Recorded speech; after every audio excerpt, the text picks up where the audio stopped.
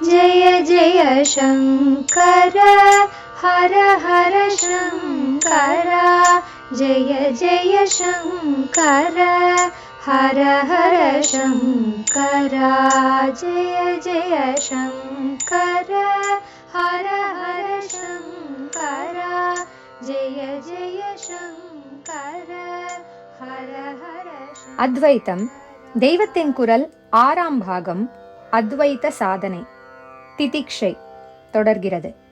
இவற்றில் இப்போது கெட்டதாக தோன்றுவதை பொறுத்து பொறுத்து பழகி அப்புறம் அவற்றிடம் அசட்டையாக உதாசீனமாக ஆகிவிட வேண்டும். கடும் குளிர், கடும் உஷ்ணம், துக்கம், அவமானம், அசுபம், அப்பிரியம், அபஜயம் ஆகியவற்றில் இப்பேற்பட்ட திதிக்ஷையை அபியசிக்க வேண்டும். இப்போது நல்லதாக தோன்றும் ஹித உஷ்ணம், ஹித சீதம், சுகம், மரியாதை, சுபம், பிரியம், ஜெயம் ஆகியவற்றிலும் தான் திதிக்ஷை வேண்டும். இல்லாவிட்டால் இரண்டையும் சேர்த்து சேர்த்து பகவான் சொல்ல மாட்டார். இரண்டிலும் ஒரே மாதிரி பாவம் சமமாய் இருக்க வேண்டும் என்றால் இரண்டையும் சட்டை பண்ணாமல் உதாசீனமாய் இருக்க வேண்டும் என்று அர்த்தம். கெட்டதை சகித்துக் கொள்வது, பொறுத்து கொள்வது என்றால் புரிகிறது. காரியத்தில் பண்ண முடியாவிட்டாலும் அர்த்தம் புரிகிறது. நல்லதை சகித்துக் கொள்வதென்றால் என்னவென்று புரியவில்லை. கேட்டால் வேடிக்கையாக கூட இருக்கிறது. ஆனால் சாதனையில் ஓரளவுக்கு ஜெயித்தால் புரியும். நல்லதென்று தோன்றுவதெல்லாம் கூட வேண்டாமே என்று தோன்றும். ஒரு மந்த மாருதம் வீசுகிறது, உடம்புக்கு ஹிதமாய் இருக்கிறது என்றால் எதற்காக இப்படி ஒரு சரீர சௌக்கியம் தெரிய வேண்டும்? மந்த மாருதமோ சண்ட மாருதமோ இரண்டும் பொருட்டில்லை என்றுதானே இருக்க வேண்டும். எப்படி இருக்கிறதோ அப்படி இருந்து விட்டு போகட்டும் என்று நாம் பழகிக் கொள்கிற போது எதற்காக இப்படி மந்த மாருதம் என்று ஒன்று வீசி அதில் சௌக்கியம் இருக்கிறது என்று தனியாக பிரித்து காட்டி அதை நாம் சட்டை பண்ணி சந்தோஷப்படும்படி இருக்க வேண்டும் என்று தோன்றும். இப்படியே பணம் காசு வந்தால், மனுஷர்கள் ரொம்பவும் பிரியத்தை காட்டுபவர்களாக வந்தால், தரித்திரமேதான் இருந்துவிட்டு போகட்டுமே, அப்பிரியமாக கரித்து கொட்டுபவர்களாகவேதான் ஜனங்கள் இருக்கட்டுமே, நாம் தான் பொறுத்து கொள்ள பழகுகிறோமே, அதிலிருந்து வித்தியாசமாக இப்போது நடப்பானேன், நடந்தால் மறுபடி நல்லது கெட்டது என்று வித்தியாச எண்ணங்களும் ஏற்படத்தானே இடம் கொடுத்து போகிறது என்று தோன்றும்.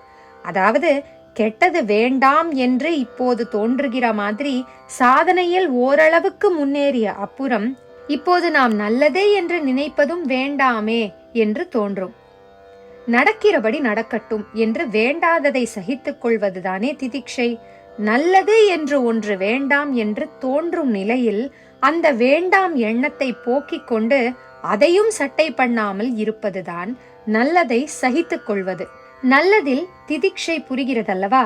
நல்லது கெட்டது என்று வித்தியாசம் பார்க்காமல் எது நடந்தாலும் அதில் கருத்து செலுத்தாமல் விலகி இருக்கலாம் என்று நாம் நினைத்தாலும் நம்முடைய பூர்வ கர்மாவுக்காக நல்லதுகள் பிடிவாதமாக நடக்கலாம்.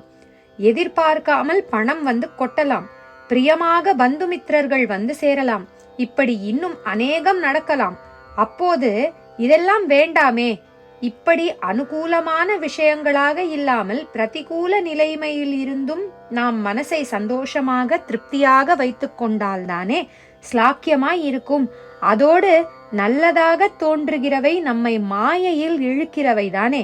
அதனால் இவை வேண்டியதில்லை என்று நினைக்காமல் நல்லதையும் பொறுத்து கொள்ள நல்லதிலும் திதிக்ஷையை காட்ட இடம் இருக்கிறதென்று புரிகிறதா?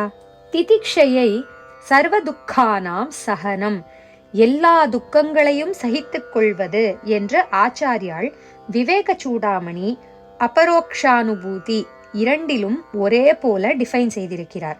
குறிப்பு: விவேக சூடாமணி ஸ்லோகம் 24, அபரோக்ஷானுபூதி ஸ்லோகம் 7. அதனால் அது நமக்கு துக்கமாகவே தோன்றுவதை சகித்துக் கொள்வதாக மட்டுமே ஆகும்.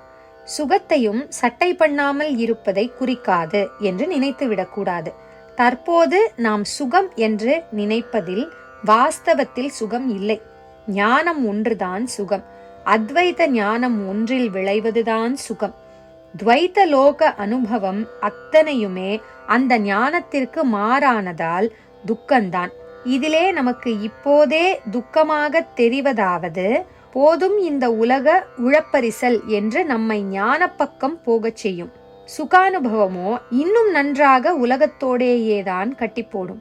ஆகையால் அந்த சுகத்தை சுகமாக நினைக்காத, அதாவது அதுவும் துக்கமே என்று நினைக்கிற மனப்பான்மை வரவேண்டும்.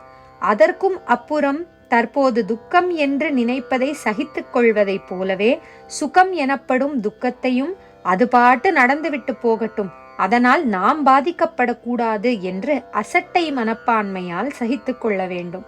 அந்த ஸ்டேஜில் தற்போதைய சுகமும் துக்கமாகி விடுவதால்தான் ஆச்சாரியால் துக்கானாம் சகனம் என்று மாத்திரம் சொன்னது.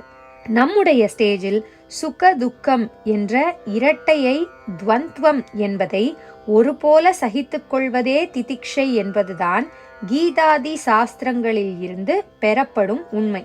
அதாவது சுகத்தை நல்லதாக தோன்றுவதையும் போயிட்டு போறது என்று பொறுத்து கொள்ள வேண்டும். அது கொஞ்சம் நன்றாக பக்குவப்பட்ட அப்புறம். அதற்கு முன் ஸ்டேஜிலும் கீழ்நிலையிலும் இன்னொரு விதத்தில் நல்லதில் திதிக்ஷையை அபியசிக்க வேண்டும். அது என்னவென்றால், நல்லது என்பது நடக்கும்போது ஆனந்தத்தில் நம் மனஸ் பொங்குகிறது.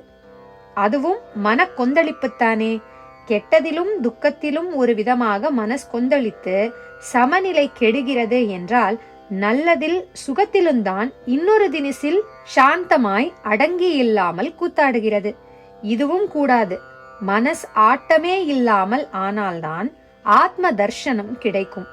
ஆகையால் நல்லது என்பதில் ஏற்படும் சந்தோஷமான கொந்தளிப்பையும் அடக்க வேண்டும். இதுவும் ஒரு விதத்தில் பொறுத்து கொள்வதுதான். பொறுத்து கொள்வது என்பதை தாங்கிக் கொள்வது என்றும் சொல்கிறோம். இங்கிலீஷிலும் ஃபார்பேரன்ஸ் என்கிறார்கள்.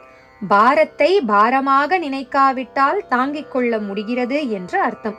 பாரம் வைக்காத போது தராசு முள் சமநிலையில் இருக்கிறது.